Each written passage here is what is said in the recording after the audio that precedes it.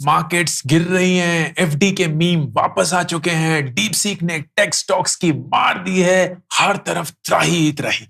और उस समय पे ना वो ज्ञान की स्टे काम, ये तो एक साइकिल है, डोंट गेट इन्वॉल्व, अपना इन्वेस्टिंग ऐप चेक मत करिए, ये सब फालतू का ज्ञान सुनाई देता है, क्योंकि है तो हम इंसान। तो इस वीडियो में प्रैक्टिकल फ्रेमवर्क्स अडॉप्ट करने की कोशिश करेंगे जिससे आप हर एक मार्केट फॉल को कम से कम सही से एब्जॉर्ब कर पाए। मार्केट फॉल आपके चाहने या ना चाहने से रुकने तो वाला नहीं है। मार्केट का फंडामेंटल यही है कि वो उठेगा और गिरेगा, उसको बदल नहीं सकते। लेकिन क्या बदल सकते हैं? अपनी फितरत।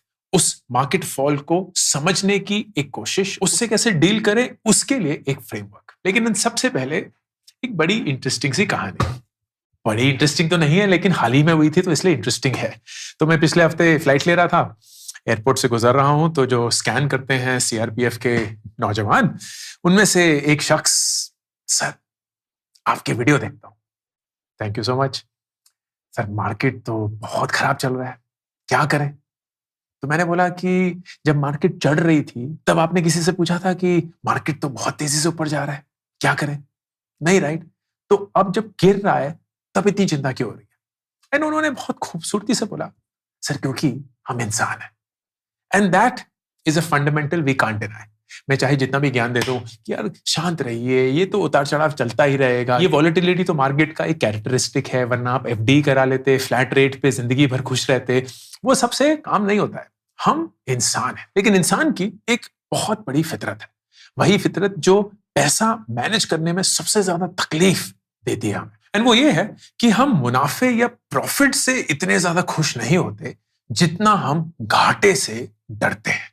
इसका मतलब कि आपके 100 रुपए की चीज जो आपने खरीदी थी शायद 130 की हो गई है, 30 रुपए का मुनाफा, आप खुश हैं, एंड लेट्स से उस खुश की क्वांटिटी 10 है, लेकिन फिर वो 130 110 बन जाता है, वो 110 90 बन जाता है। उससे जो आपको दर्द महसूस होगा ना, वो इस 10 गुने की खुशी से कई ज्यादा और गुना होगा।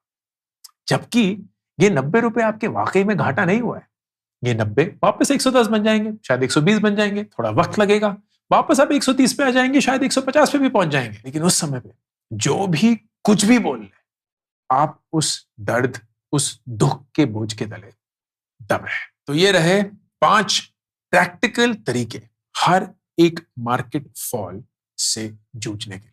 इन तरीकों को हम कवच बुलाने की कोशिश करेंगे।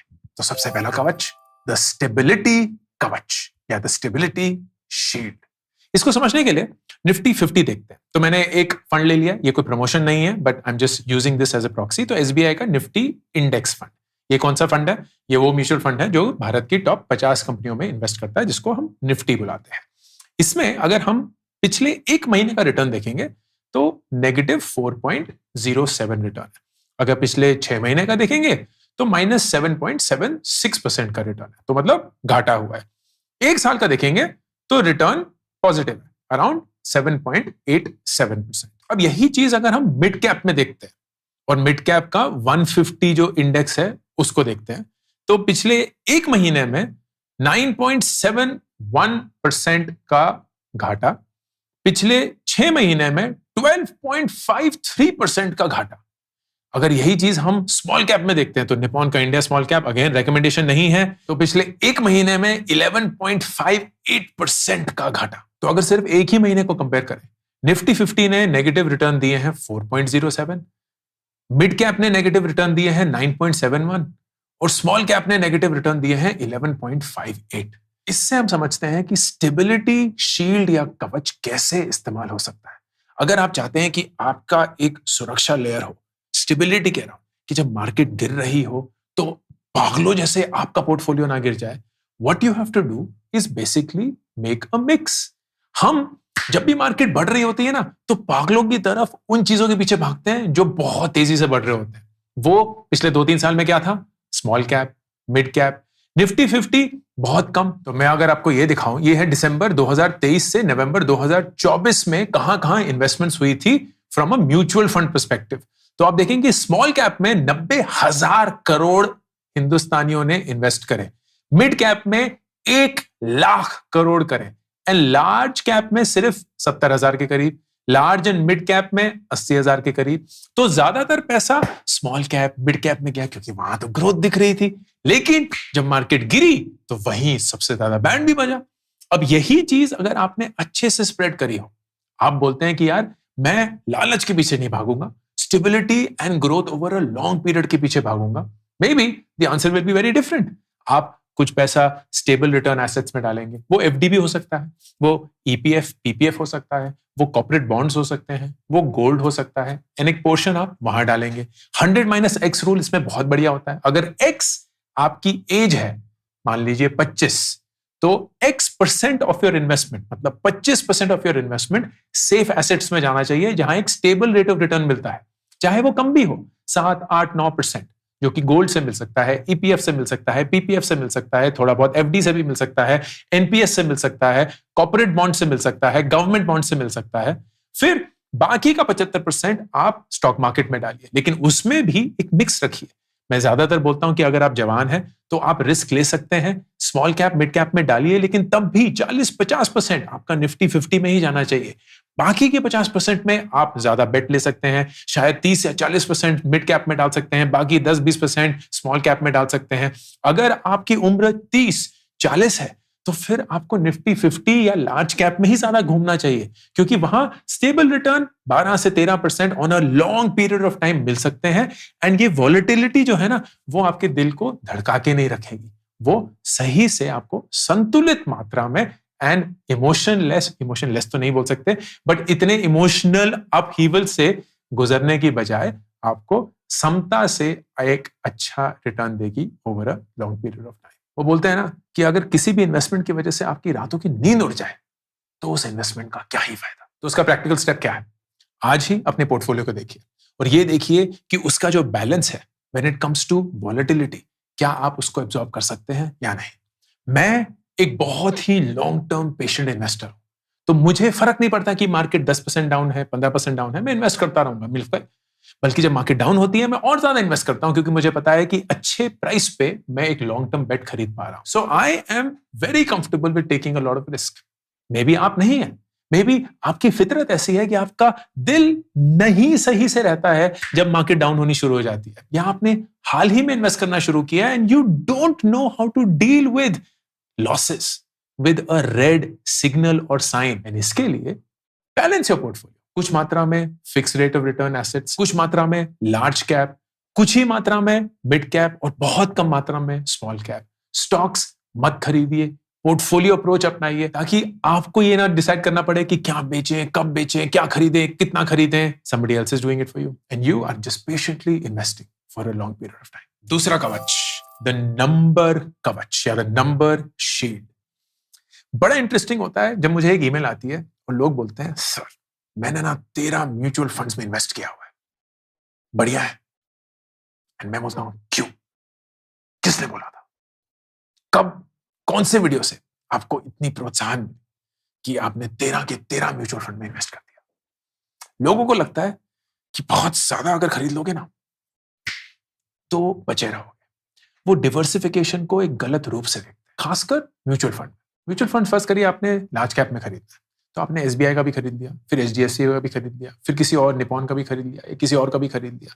अब ये भूल गए कि यार लार्ज कैप कंपनियां हिंदुस्तान में हैं तो गिनी चुनी, तो सारे के सारे म्यूचुअल फंड उन्हीं कंपनियों में इन्वेस्ट कर रहे होंगे, तो आपका एक्सपोजर तो वैसे ही रहा ना, आपने कुछ बदला नहीं।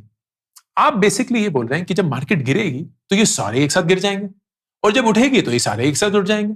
हाँ, थोड़ा अंतर हो सकता है कि किस मात्रा में कौन कौन से स्टॉक खरीदे गए हैं, तो थोड़ा रिटर्न में डिफरेंस आ जाएगा, लेकिन ये तो संभव नहीं है कि अगर मार्केट गिर रही है तो एक लार्ज कैप गिर नहीं रहा है और एक लार्ज कैप बहुत गिर चुका है, क्योंकि उन्होंने सेम ही कंपनियों में इन्वेस्ट किया है जो सब गिर रही हैं। So it is not necessary that you invest in a large set of stocks या mutual funds and think that you are safeguarded. Number कवच ये बोलता है कि कम और फोकस्ड इन्वेस्टमेंट आपके लिए सबसे बेस्ट है। And what that means is कि आप जो काम कर रहे हैं उस पे बैठ लीजिए एंड डोंट बी वरीड कि वो कितना गिर रहा है या कितना उठ रहा है। Just keep investing till it stops working for you. मैं 3 म्यूचुअल फंड में इन्वेस्ट करता हूं, एक लार्ज कैप, एक फ्लेक्सी कैप और एक स्मॉल कैप। मेरा परसेंटेज अलग है क्योंकि मेरा रिस्क प्रोफाइल अलग है। तो मेरा 30% करीब लार्ज कैप में जाता है, करीब 30% फ्लेक्सी कैप में एंड करीब 40% स्मॉल कैप में। बट ये मेरा रिस्क प्रोफाइल है। आपका जरूरी नहीं है सेम होना चाहिए। इनफैक्ट मैं तो बोलता हूं नहीं होना चाहिए। आपका रिस्क प्रोफाइल अलग है, आप इंसान अलग है, आपके पैसे का रिश्ता अलग है, आपकी फितरत अलग है। You should have your own risk profile. लेकिन इन 3 सेक्टर्स या इन 3 सेगमेंट्स के बियॉन्ड जाना जरूरी नहीं है। आप एक लार्ज कैप, एक फ्लेक्सी या मिड कैप, एक स्मॉल कैप इन्वेस्टमेंट करके वैसा ही healthy return over a period of time कमा सकते हैं जो कि बहुत लोग बहुत सारे म्यूचुअल फंड खरीद के, बहुत सारा बाय एंड सेल करके, बहुत सारा एनालिसिस करके पहुंचने की कोशिश करेंगे। They'll have the same results. You'll have the same results. Lesser means more focus. Lesser also means कि आपको एनालिसिस कम करना है। Lesser also means कि एनालिसिस एक ही बार करना है, लेकिन जब कर लिया तो बहुत टाइम तक उसके साथ जुड़ सकते हैं। Lesser also means कि जब मार्केट डाउन होगी तो 12-12, 13-13 रेड लाइन नहीं दिख रही होंगी, 1, 2, 3 ही दिखेंगी, और वो अगर आप बहुत टाइम तक इन्वेस्ट करते आए होंगे तो थोड़ा सा गिर जाएगा फ्रॉम व्हाट इट वाज, लेकिन जरूरी नहीं है कि वो सबका सब रेड ही हो जाएगा unless suppose you just started investing. And number 3, it makes it very easy to adjust. जब 3 में से एक काम नहीं कर रहा ना तो क्लियरली दिख जाता है कि काम नहीं कर रहा। लेकिन जो 12-13 में से एक काम नहीं कर रहा होता ना तो हम सोचते हैं यार शायद हम ही बेवकूफ हैं, ये तो काम कर रहा है, इतने सारे लोग तो इसका नाम लेते रहते हैं, इसके गुणगान गाते रहते हैं, पता नहीं क्या चल रहा है, ये करें वो करें, रह लेते हैं, चलो 6 महीने और देख लेते हैं, and it just becomes a khichdi. You don't want that. Focus, discipline, but a small number of investment that you make. फिर नंबर 3, कवच, द सेक्टर कवच या द सेक्टर शील्ड। इंसान की एक बड़ी इंटरेस्टिंग फितरत होती है। जो उसके नॉलेज का दायरा होता है ना, वो उसे इतना कंज्यूम कर लेता है कि उसे लगता है इसके बियॉन्ड मुझे कुछ पता ही नहीं है। But they also begin to believe कि इस सेक्टर के बारे में मुझे बाकी लोगों से ज्यादा पता है।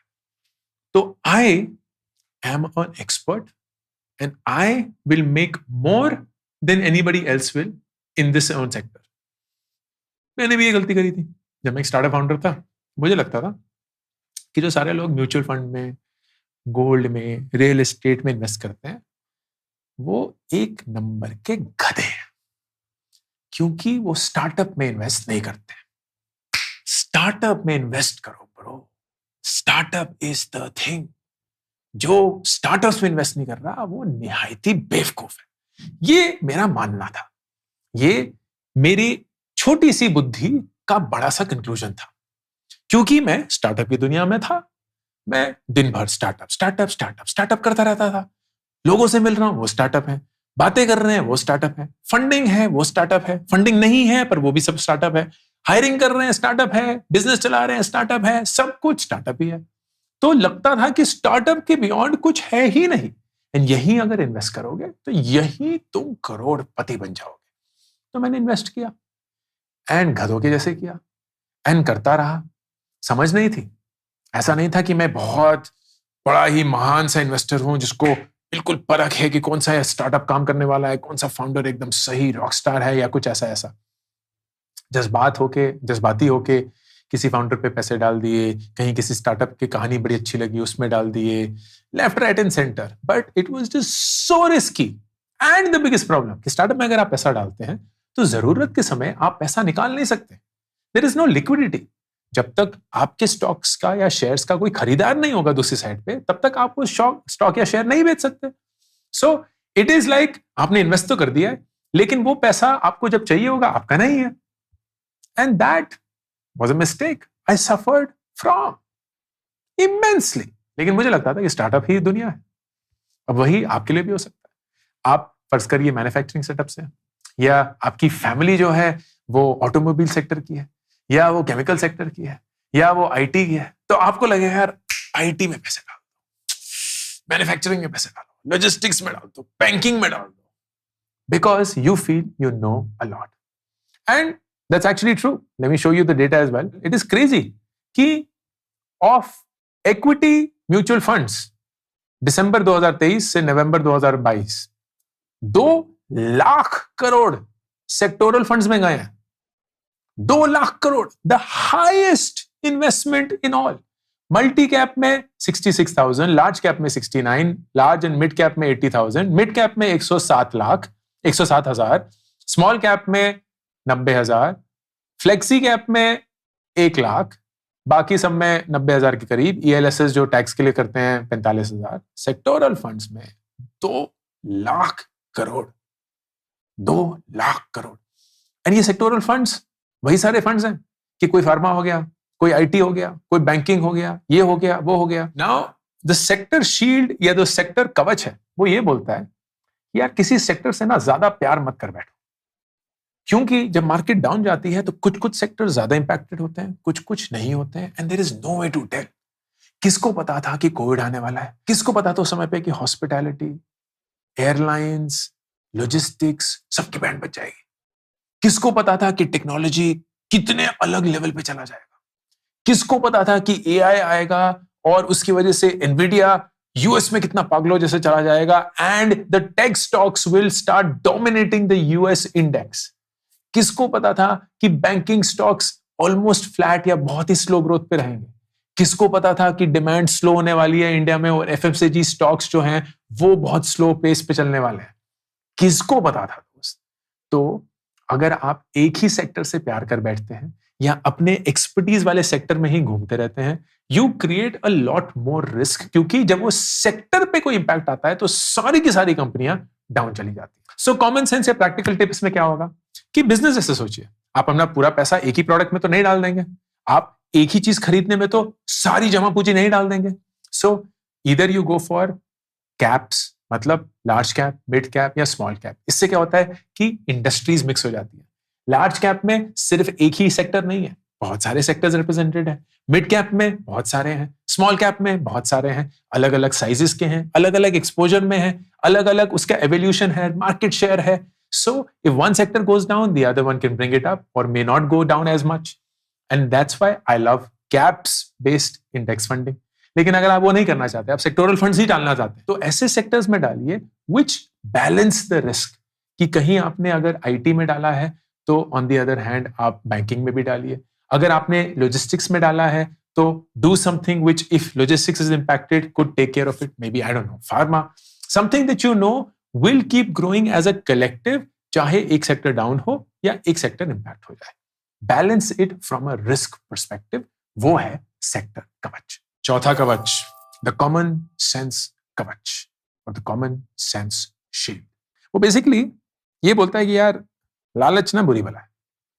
वो बोलता है कि कॉमन सेंस अगर आप अप्लाई करेंगे तो इन्वेस्टिंग में बहुत आगे जाएंगे। अगर कोई चीज हॉट है तो जब वो हॉट हो रही होती है तब ज्यादा अच्छा होता है खरीदना, जब वो हॉट हो चुकी होती है तब खरीदना बेवकूफी होती है। अगर कोई चीज न्यूज में है एंड एक वेव राइड कर रही है, क्योंकि आपने बहुत लोगों से सुना है कि ये स्टॉक क्या तेजी से बढ़ चुका है, उसको खरीदना बेवकूफी है। कोई स्टॉक जो अच्छे से आपको 12-13% एनुअलाइज रिटर्न पिछले कई सालों से देता आ रहा है, उसको बोरिंग बोलना बेवकूफी है। क्योंकि पिछले 2-3 साल में आपका म्यूचुअल फंड 23-24% का रिटर्न दे चुका है, वही हर साल एक्सपेक्ट करना बेवकूफी है। अगर कोई स्टॉक आपने खरीदा और वो परफॉर्म नहीं कर रहा है, लेकिन उससे जुड़े रहना, उससे प्यार मोहब्बत से बातें करना, बोलना कि नहीं मैं रोज तुम्हें पानी दूंगा और तुम कभी तो एक फूल और एक पेड़ बनोगे, बेवकूफी है। तो अपने आप से ये कुछ सवाल पूछिए, वो कौन से आपने स्टॉक खरीदे जो आपने सिर्फ इसलिए खरीदे क्योंकि वो स्टॉक ऊपर जा रहे थे और हर एक इंसान उसके बारे में बात कर रहा था? वो कौन सी इन्वेस्टमेंट्स आपने करी है जिसे देख के आपको लगता है ना, आपको दिल से पता है आप कंफर्टेबल नहीं है? वो कौन से स्टॉक्स हैं जो आप करंट प्राइस में कभी भी नहीं खरीदेंगे, इररिस्पेक्टिव ऑफ कि उनको आप ऑलरेडी ओन करते हैं कि नहीं? उन सारे स्टॉक्स को रिकंसिडर करिए, उन सारे म्यूचुअल फंड्स को रिकंसिडर करिए। अपने पोर्टफोलियो को देखकर दिल पे हाथ रखकर पूछिए कि कौन से पोर्टफोलियो स्टॉक से आप जज्बात से जुड़े हुए हैं। प्रैक्टिकली तो आपको हार मान देनी चाहिए। Cut your losses, move out and deploy your money on something which is better.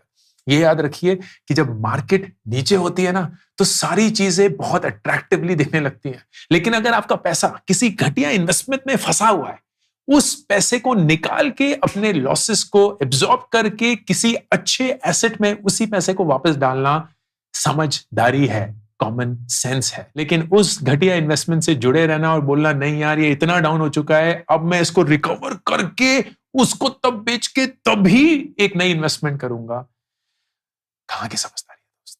और कवच नंबर 5, द टेक्नोलॉजी कवच। The technology shield. एक बड़ी इंटरेस्टिंग सी चीज शायद आपने नोटिस करी होगी या नहीं, हमें as a country real estate से बड़ा प्यार है। सोने से भी है, लेकिन रियल एस्टेट से ज्यादा है।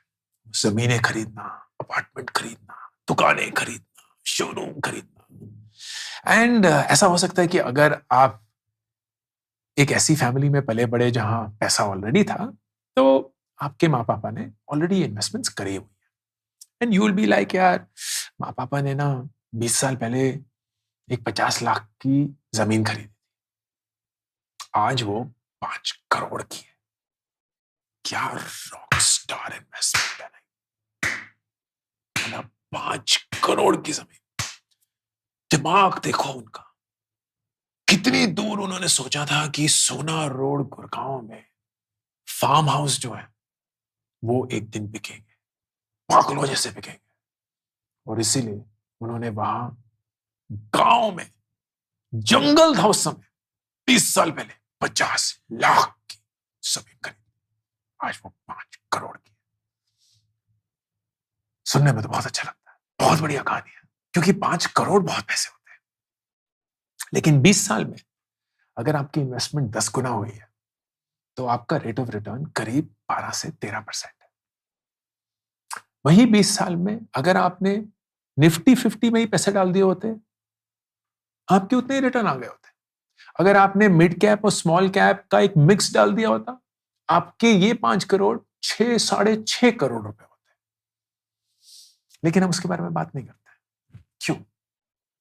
क्योंकि कोई 20 साल तक स्टॉक मार्केट में ना जुड़ा नहीं रहता, रियल एस्टेट में जुड़ा रहता है।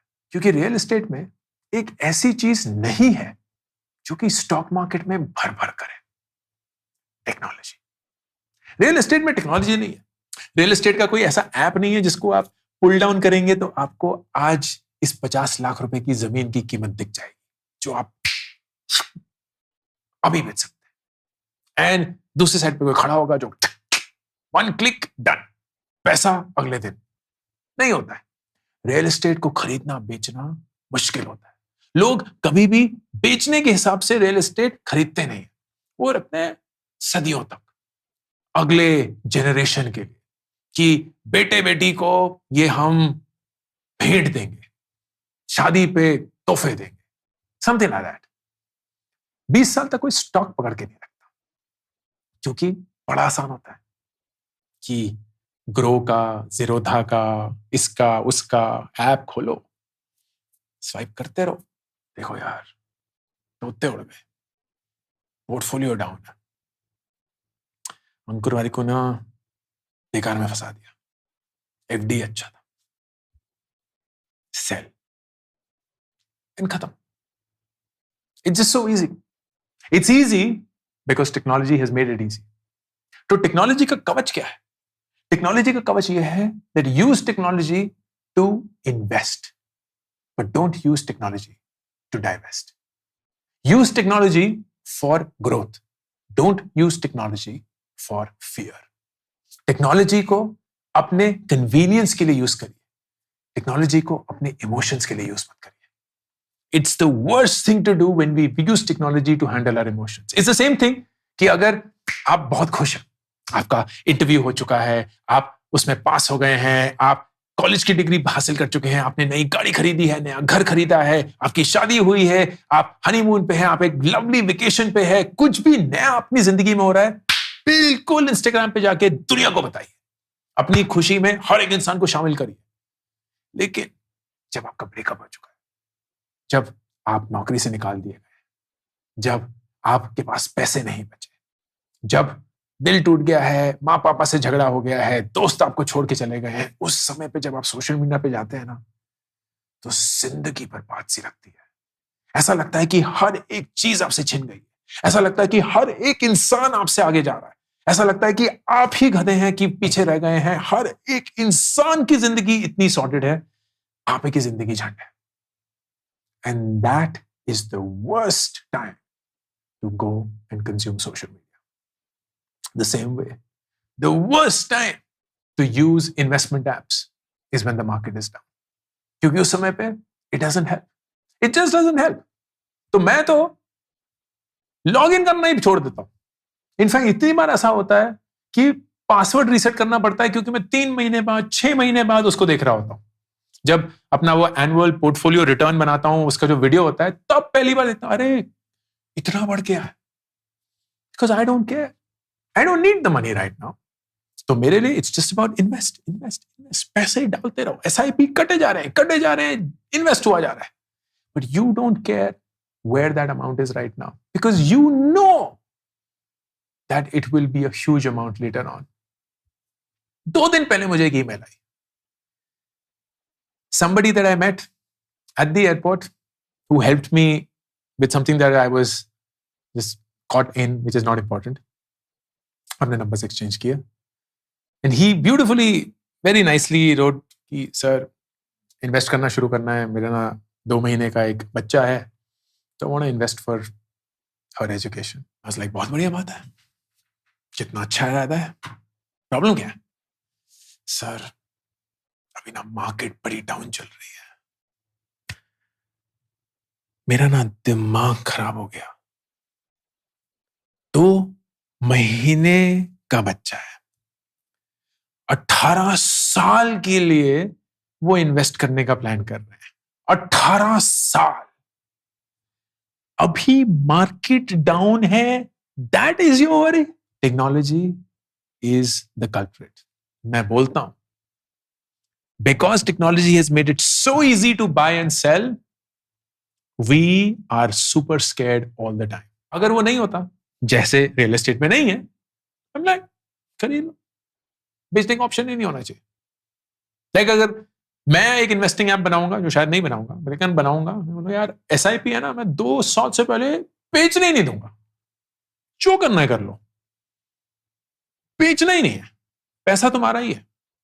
लेकिन जब तक तुम कम से कम 2 साल इसके साथ क्या होता है वो नहीं देखोगे, तो 20 साल तक टिकोगे कैसे दोस्त? That is the technology shield. Cut all access when the markets go low. Only use it to buy. Only use it to invest. Only use it to pump in money. लेकिन ये मत देखते रहिए कि आपका पोर्टफोलियो कहां है, मत उसको रिफ्रेश करते रहिए, मत उसकी लत लगाइए। Provide yourself the shield of technology for the right reasons. ये 5 कवच आपकी जिंदगी बदल सकते हैं, आपका नजरिया इंप्रूव कर सकते हैं, आपके इन्वेस्टमेंट की जर्नी को बहुत एक्साइटिंग बना सकते हैं। इनको कंसिडर करिएगा। I hope this was useful. Ankur Warikoo, signing